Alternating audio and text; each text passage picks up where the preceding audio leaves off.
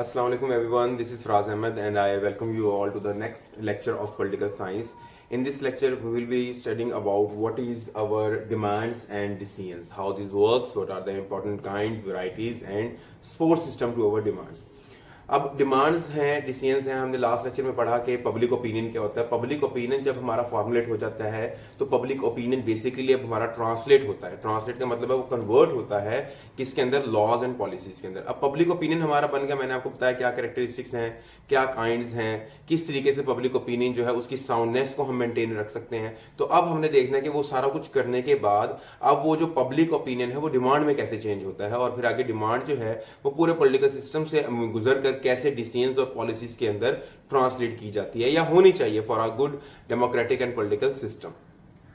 तो डिमांड्स क्या होती हैं, वही पब्लिक ओपिनियन को कैरी फॉरवर्ड करते हुए कि these are the aggregated interest of public aspirations. ये क्या है, जितनी भी हमारी पब्लिक एस्पिरेशंस हैं, लोगों की जो डिमांड्स हैं, लोगों की जो डिजायर्स हैं, लोगों की जो विल है, उस विल, डिजायर्स, डिमांड्स को जो है जब हम एग्रीगेट करते हैं, कंबाइन करते हैं, तो वो हमारे पास डिमांड आ जाती है। जिस तरह मैंने एग्जांपल दी कि अब हमारे पास जब फेमिनिज्म की वेव्स आई और उन्होंने कहा कि हमारी जो वुमेन है इन पाकिस्तान इज सब्जुगेटेड, उसके फंडामेंटल राइट्स जो है वो कंप्रोमाइज्ड हैं, तो उन्होंने वेव के जरिए से, अपने मैनिफेस्टोज के जरिए से एक डिमांड क्रिएट की that we want these kind of rights in our favour, ताकि हम भी सोसाइटी का जो है एक जिम्मेदार हिस्सा बन सके।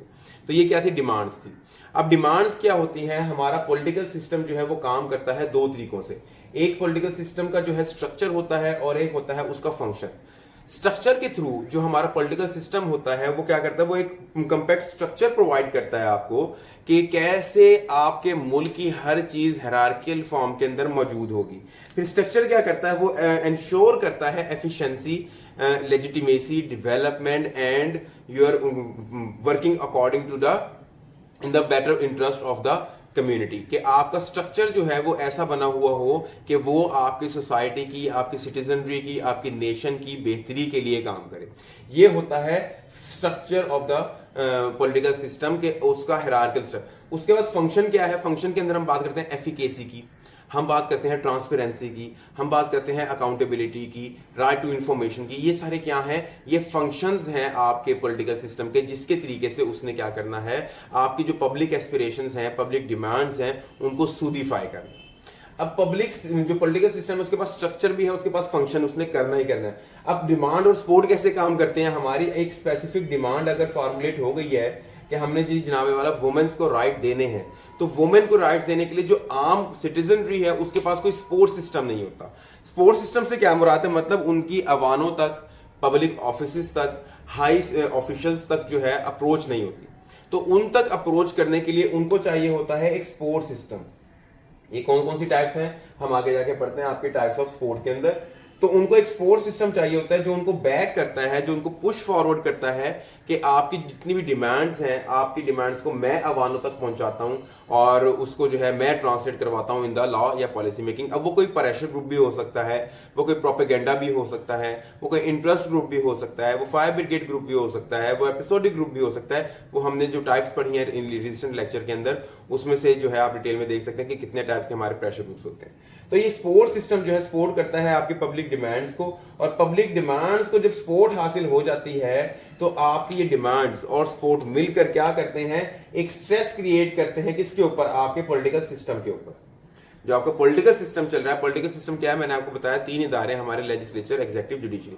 इस पॉलिटिकल सिस्टम के ऊपर जो है एक प्रेशर एग्जर्ट होता है कि आपके प्रोटेस्ट होना शुरू होते हैं, आपके सोशल मीडिया के ऊपर ट्रेंड्स जो है वो चलाए जाते हैं, talking about the 21st century. और उसके बाद जो है एक केओस का आपको जो है ड्रावा दिया जाता है कि अगर आपने हमारी एस्पिरेशंस को पूरा ना किया, we can bring chaos, we can bring revolution, we can bring disturbance in the society. ठीक है, अब जब ये स्ट्रेस एक्सर्ट होता है पॉलिटिकल सिस्टम के ऊपर तो वो देखता है आउटपुट, कि वो देखता है कि ये डिमांड्स आ रही हैं, लोगों की एस्पिरेशन है, ये नीड है, तो उसके ऊपर वो लॉ बनाकर आपको एक आउटपुट देता है। इस इनपुट के ऊपर वो आपको आउटपुट देता है, और आउटपुट क्या हो सकती है, वो पॉलिसी हो सकती है, वो लॉ हो सकता है। ठीक है, तो ये एक सिस्टम है जिस तरीके से मुल्क का पॉलिटिकल निजाम चलता है। अब पाकिस्तान में क्या मसला है, पाकिस्तान में सबसे पहली बात, हमारा कोई पब्लिक ओपिनियन नहीं है। ठीक है, नंबर 1 पब्लिक ओपिनियन के बाद हमारी कोई डिमांड्स नहीं है, एग्रीगेटेड डिमांड्स नहीं है, हमारी सेग्रीगेटेड डिमांड वो जो है सेग्रीगेशन है डिमांड्स के अंदर, हमें कंबाइन ही नहीं होने दिया जाता एज अ नेशन कि हम ताकि मिलकर एक डिमांड जो है वो क्रिएट कर सके। हमारे स्पोर्ट्स सिस्टम बहुत कंप्रोमाइज है, जिसकी वजह से हम क्या करते हैं कि अवानों तक अपनी आवाज सही तरीके से पहुंचा नहीं सकते, और जो आवाज पहुंच रही होती है वो फिर एक स्पेसिफिक सेगमेंट को ही फायदा पहुंचाती है। तो इस वजह से पाकिस्तान का जो पॉलिटिकल सिस्टम है वो कंप्रोमाइज है, और हमारे यहाँ जो लॉ जो पॉलिसी बन रही है वो इंटरेस्ट आर्टिकुलेशन के ऊपर जो इलीटिज्म है उसके फेवर में बन रही है, ना कि आपकी पॉपुलर जो सॉवरेनिटी है या आपकी सिटीजनरी है उसकी डिमांड्स के ऊपर बन रही है। तो this is the whole system. ये डिमांड्स और डिसीजंस का जो सिस्टम है वो ऐसे वर्क करता है कि आपकी एस्पिरेशंस होती हैं, एस्पिरेशन पॉलिटिकल सिस्टम में जाती हैं, एक प्रेशर एक्सर्ट करती हैं, स्ट्रेस एक्सर्ट करती हैं स्पोर्ट्स सिस्टम के साथ, और आउटपुट मिलती है आपको पॉलिसी या लॉ की फॉर्म के अंदर। ठीक हो गया। अब हम आके कहते हैं कि हमारी डिमांड्स कितनी टाइप्स की हो सकती हैं, कौन कौन सी ऐसी डिमांड्स है जो आपकी पब्लिक को जो है करनी चाहिए या all around the country world जो है वो करती हैं। तो एक डिमांड हो सकती है गुड्स एंड सर्विसेज की, जो हमें बेसिक कमोडिटीज हैं, आटा, दाल, चीनी, चावल, ये जितनी भी हमारी बेसिक कमोडिटीज है, इसकी फ्राहमी जो है वो इंश्योर की जाए, इसकी फ्राहमी रुकनी नहीं चाहिए क्योंकि बेसिक कमोडिटी। तो ये भी हमारी डिमांड हो सकती है कि हमें आटा सस्ता दो, इन्फ्लेशन कंट्रोल रखो, अनएम्प्लॉयमेंट कंट्रोल रखो। दूसरी, हम रेगुलेशन ऑफ बिहेवियर की डिमांड कर सकते हैं कि अगर सोसाइटी के अंदर क्राइम ज्यादा प्रिवेल करता है तो हम कहेंगे हमारे पास हमें क्रिमिनल लॉज बनाओ, ताकि आपका सोसाइटी जो ऑर्थोडॉक्स, जो इरेगुलर, जो इनह्यूमेन बिहेवियर शो कर रही है उस बिहेवियर को कंट्रोल हम कर सके। तो यहाँ पे क्या है, रेगुलेशन ऑफ बिहेवियर की भी डिमांड आप लोग कर सकते हैं कि हमें लॉज चाहिए, क्रिमिनल लॉज चाहिए। फिर आप participation in the political system, आप कह सकते हैं कि हमारा पॉलिटिकल सिस्टम जो है वो रिग्ड है, हमारा पॉलिटिकल सिस्टम जो है वो हमारी डिमांड्स के ऊपर पूरा नहीं उतरा, तो हमें ये जो है इंप्रूवमेंट्स चाहिए हमारे पॉलिटिकल सिस्टम के अंदर, या इस तरीके से हमें भी पार्टिसिपेशन की इजाजत होनी चाहिए अपने पॉलिटिकल सिस्टम की। आप लोग डिमांड कर सकते हैं लोकल बॉडी इलेक्शंस, आप लोग डिमांड कर सकते हैं कम्युनिटी सर्विसिंग, ये सारी चीजें क्या है आपकी पार्टिसिपेशन करवा सकती हैं इन द पॉलिटिकल स्ट्रक्चर। और लास्ट, आप डिमांड कर सकते हैं इंफॉर्मेशन की, कम्युनिकेशन की, कि जो भी पॉलिसीज बना रही है आपकी गवर्नमेंट, जो डिसीजंस ले रही है, जो बाहर के दौरे कर रही है, जो अखराजात कर रही है, हमें उसकी इंफॉर्मेशन दी जाए। हमारा राइट टू इंफॉर्मेशन है। And in Pakistan constitution of 1973 19A is the article that gives you the right to information, कि आप पूछ सकते हैं कि आप अगर बाहरले मुल्क के किसी दौरे पे गए, हमें बताएं कितना खर्चा आया और ये पैसा आपने कहां से लिया है। आपके मुल्क में कोई जो है फॉरेन एड आ रही है, आपके मुल्क के अंदर कोई ह्यूमैनिटेरियन क्राइसिस की मदद में कोई पैसा आ रहा है, आप कहीं से लोन ले रहे हैं, तो आप पूछ सकते हैं कि ये लोन आपने कहां पे कंज्यूम किया है, हमें इसका हिसाब किताब दें। तो ये भी आपकी डिमांड हो सकती है, right to information and communication and transparency, accountability, ये सारी डिमांड्स भी आप कर सकते हैं। डिमांड्स के बाद हम जाते हैं कि what are the sources of demands. ये जो डिमांड्स की हम बात कर रहे हैं कि ये डिमांड्स आती कहां से हैं, ठीक है। तो 3 सोर्स हो सकते हैं आपकी डिमांड्स के। सबसे पहले तो सोर्स है कौन सा, सोसाइटी, जो कॉमन सिटीजनरी है, that is an efficient source of your demands, कि ये हमें डिमांड्स बता सकते हैं कि हमें चाहिए लॉज क्रिमिनलिटी के ऊपर कि नहीं चाहिए, हमें वुमेन राइट्स चाहिए कि नहीं चाहिए, हमें अनएम्प्लॉयमेंट के ऊपर, whatever the things we are discussing about, आपकी सोसाइटी जो है वो एक सोर्स हो सकती है आपकी डिमांड्स का। दूसरा आपका सोर्स हो सकती है आपकी पॉलिटिकल एलीट के, जो पॉलिटिकल स्ट्रक्चर्स के अंदर लोग काम कर रहे हैं, उन्हें बेहतर पता है कि सोसाइटी की एस्पिरेशंस क्या है।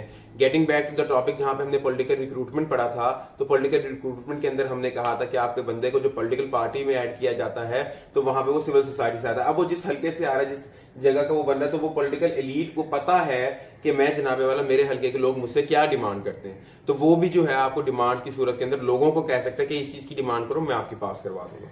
और फिर हमारा इंटरनेशनल एनवायरनमेंट है। इंटरनेशनल एनवायरनमेंट भी हमारे ऊपर प्रेशर एक्सर्ट करता है कि हम कुछ चीजों के ऊपर जो है लॉज बनाएं, और उन लॉज को जो है हम मैनिफेस्ट करें अपनी सोसाइटी के अंदर। फॉर एग्जांपल हमें कहा जा सकता है कि आपने हाई टैक्स एंड टैरिफ्स नहीं लगाने अपने नेबरिंग कंट्रीज के ऊपर, आप हमारी प्रोडक्ट्स के ऊपर, आपने ग्लोबलाइजेशन के नैरेटिव्स के ऊपर जो है अपने आप को कोहेरेंटली लेकर चलना है, आपने एसोसिएशन में आना है, आपने फलां जो है रीजनल ऑर्गेनाइजेशन या इंटरनेशनल ऑर्गेनाइजेशन का पार्ट बनना है। तो ये सारी चीजें, इवन कि climate change is the real time example, कि क्लाइमेट चेंज के ऊपर हमारे ऊपर एक प्रेशर है, पूरी दुनिया में प्रेशर है कि हमने उसको ऊपर लॉज बनाने ही बनाने और इंप्लीमेंट भी करने। तो ये क्या है, ये इंटरनेशनल जो एनवायरमेंट है, इंटरनेशनल कम्युनिटी, वो भी आपके ऊपर प्रेशर एक्सर्ट कर सकती है, वो भी आपका एक सोर्स है आपकी डिमांड्स का।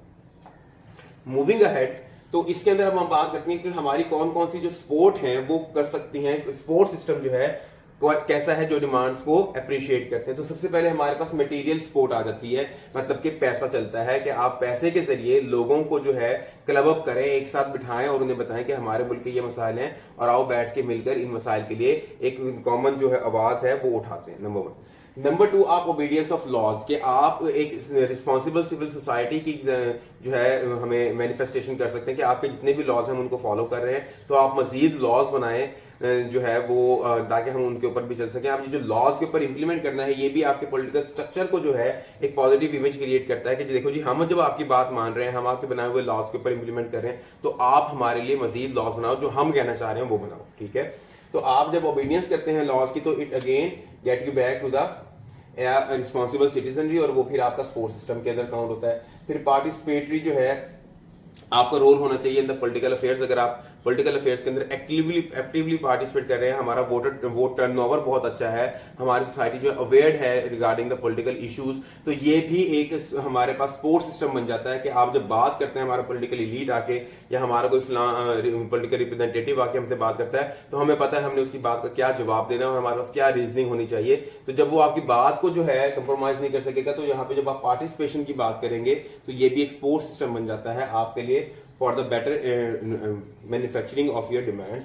Then manifestation of deterrence. Deterrence के अंदर हम बात करते हैं कि कैसे आपने with the passage of time जो है एक deterrence क्रिएट करनी है with the political elite, and आपने जो है पब्लिक अथॉरिटी, सिंबल, सेरेमोनियल्स, इन सब को जो है लेके चलना है। आप लोग जो है डिफरेंट सेरेमनीज के अंदर चीजों को हाईलाइट करते हैं, आप डिफरेंट पार्टीज के अंदर, डिफरेंट प्लेटफॉर्म्स के ऊपर, स्पीचेस के अंदर, डिबेट्स के अंदर एक डिमांड को जो है बार बार हाईलाइट करते हैं। तो वो भी जो पब्लिक स्पीचेस की प्लेटफॉर्म है, डिमांड है, वो जो प्लेटफॉर्म है एज अ होल, वो आपके लिए एक सपोर्ट सिस्टम का काम कर रहा होता है, जिसको हम कहते हैं मैनिफेस्टेशन ऑफ डेटरेंस। कि जो भी प्लेटफॉर्म मुझे मिल रहा है, चाहे वो डिबेट का है, डिस्कशन का है, वो किसी जगह पर जाकर स्पीच करने का है, कोई लेक्चर देने का, तो मैं एक ही चीज को रिपीट कर रहा हूं, तो वो ultimately will work as my support. उसके बाद इंटरेस्ट आर्टिकुलेशन और इंटरेस्ट एग्रीगेशन। इंटरेस्ट आर्टिकुलेशन हम कहते हैं कि हमारी जो पब्लिक है उसको नहीं पता कि हमारे कौन कौन से इंटरेस्ट है, तो हम क्या करते हैं, लोगों के अंदर सर्वेस करवा के उनके इंटरेस्ट को आर्टिकुलेट करते हैं, फार्मुलेट करते हैं कि लोग ये चीज लेना चाह रहे हैं। अब यहां पर जो है हम बात करते हैं कि अगर हमारा प्रेशर ग्रुप, हमारा जो पॉलिटिकल एलीट है, that has the love for the nation, तो वो इंटरेस्ट आर्टिकुलेशन बहुत अच्छी करते हैं। वो वाकई ही उन चीजों के ऊपर बात करते हैं जो हमारी आने वाले वक्त के अंदर एक कौम की जरूरत होती है, उसको कहते हैं इंटरेस्ट आर्टिकुलेशन। अगर वो हमारे लिए नहीं अच्छा सोचते, तो हमारी इंटरेस्ट आर्टिकुलेशन ही वो अपने पर्सनल इंटरेस्ट के तौर के ऊपर करते हैं। फिर हम बात करते हैं इंटरेस्ट एग्रीगेशन की। इंटरेस्ट को जो है एग्रीगेट करने के बाद, इंटरेस्ट को आर्टिकुलेट कर लिया कि ये आपने वुमेन राइट्स मांगने हैं और ये वाले राइट्स मांगने हैं, ठीक है, आर्टिकुलेट हो गया इंटरेस्ट। उसके बाद उसको एग्रीगेट करना है, कंबाइन करके बता दिया आपके ऐवानों तक, आपके पॉलिटिकल सिस्टम तक कि जी देखो, पाकिस्तान की 70% जो पॉपुलेशन है वो वुमेन राइट्स को डिमांड कर रही है और ये राइट्स के ऊपर बात कर रही है। तो ये इंटरेस्ट आर्टिकुलेशन और इंटरेस्ट एग्रीगेशन भी आपके एक सपोर्ट सिस्टम के तहत पे काम करते हैं। अब ये डिपेंड करता है कि वो सपोर्ट सिस्टम हमारे लिए बेहतरी के लिए काम कर रहा है या वो हमारी जो है लुबादा और या हमारी कंधे पे बंदूक रखकर अपनी बेहतरी के लिए काम करना चाहता है। तो ये फिर हम बात करते हैं हमारी वैरायटीज कौन कौन सी हैं डिमांड्स की।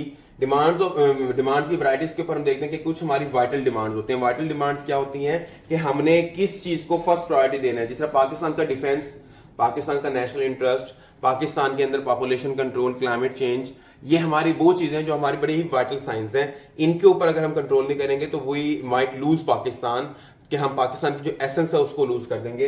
तो सबसे पहले जो वैरायटीज है डिमांड की, वो वाइटल डिमांड होती है कि आपने प्रायोरिटाइज करना होता है कुछ स्पेसिफिक इंटरेस्ट को कि ये हमारी फर्स्ट प्रायोरिटी है, टॉप प्रायोरिटी है, इसके ऊपर हम किसी चीज का कंप्रोमाइज, किसी तरह का कंप्रोमाइज नहीं कर सकते। वो वाइटल डिमांड होते हैं। ये चेंज होती रहती है with the passage of time and these also changes nation to nation.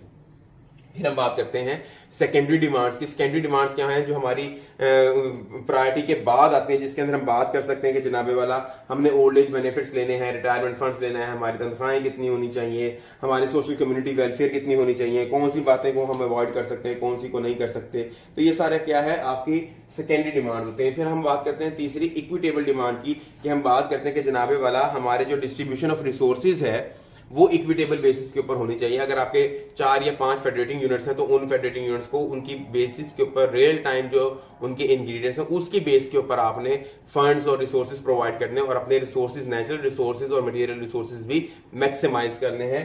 तो ये भी हमारी इक्विटेबल जो है डिमांड है, वैरायटीज है डिमांड की। उसके बाद हम डेमोक्रेटाइजेशन की बात कर सकते हैं कि we want democracy in our country. अब it depends upon if you do not have any democracy, narratives of democracy, तो भी आप डेमोक्रेटाइजेशन की डिमांड कर सकते हैं। अगर आपके मुल्क के अंदर टायरनी है तो भी आप ये डिमांड कर सकते हैं। अगर आपके मुल्क के अंदर कंप्रोमाइज डेमोक्रेसी है तब भी आप डेमोक्रेटाइजेशन की जो है वो बात कर सकते हैं कि हमें डेमोक्रेटिक नॉर्म्स चाहिए हमारी सोसाइटी के ऊपर, जो कि हमारे फंडामेंटल राइट्स को ना सिर्फ प्रोटेक्ट करें बल्कि प्रमोट भी करें। ये सारी बातें जो है डिमांड्स की पढ़ने के बाद अब हम देखते हैं डिसीजंस किस तरह की हो सकते हैं, क्योंकि डिमांड जो है वो हमारी ट्रांसलेट हो रही है डिसीजंस के अंदर, किसी लॉ के अंदर या किसी भी पॉलिसी के अंदर। तो हमारी जो डिसीजंस हैं वो आउटपुट्स होती हैं। आउटपुट्स जो है वो लॉज हो सकते हैं, पॉलिसी हो सकती हैं। अभी दो तरीके के हो सकते हैं, या तो अथॉरिटेटिव डिसीजंस होंगे या डेमोक्रेटिक डिसीजंस होंगे। अब अगर आपके मुल्क के अंदर टायरानी है, मोनार्की है, तो वहां पे आपके अथॉरिटेटिव डिसीजंस होंगे कि वो कहेंगे मैंने जो कह दिया है that is the final words और इन्हीं को आपने फॉलो करना है। अगर दूसरी तरफ आपके डेमोक्रेटिक हो सकते हैं कि आपके डिसीजंस जो होंगे वही आपकी पब्लिक वेलफेयर के, आपके सिटीजन की बेटरमेंट को, आपके नेशनल इंटरेस्ट को प्रमोट कर रहे होंगे। तो ये दो टाइप्स के हमारे पास डिसीजंस होते हैं और इनका रिजल्ट भी दो तरह का ही होता है, या तो आप एक डिसीजन को ओबे करते हो या रिजेक्ट करते हो। ठीक है, अगर आप एक डिसीजन को ओबे करो फिर तो बात ही खत्म होगी कि आपने एक डिमांड की थी, उस डिमांड को बहुत ही एफिशिएंटली जो है ट्रांसलेट किया गया है आपके डिसीजंस के अंदर, यानी लॉ या पॉलिसी बनाई गई है उस चीज के ऊपर, उस इशू के ऊपर, to soothify the interest of the public, तो वो ऑटोमेटिकली ओबे होना शुरू हो जाएगी। लेकिन अगर आपने पब्लिक इंटरेस्ट को सूदिफाई नहीं किया, उनको जो है कंसोल नहीं किया, तो फिर यहाँ पे ये रिजेक्ट होगी और रिजेक्ट होने के बाद फिर क्या चली जाएगी, फीडबैक मैकेनिज्म के जरिए ये अगेन यहाँ पे चली जाएगी। तो वहां पे दोबारा जो रिजेक्टेड डिसीजंस होंगे वो इधर आएंगे।